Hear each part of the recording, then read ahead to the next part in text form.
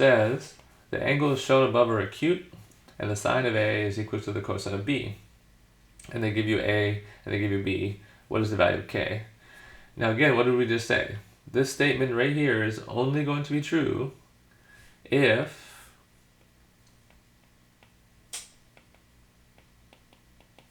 A plus B equals 90 degrees, right?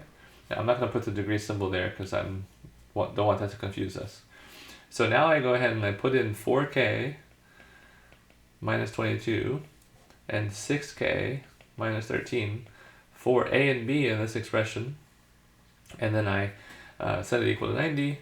I combine like terms here, so 4K plus 6K is 10K, minus 22 plus a minus 13 is minus 35. That's equal to 90.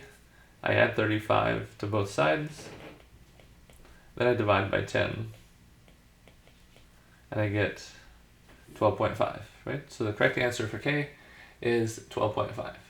So this is a great application of the sine-cosine complement theorem, and all you have to do is recognize what that means here.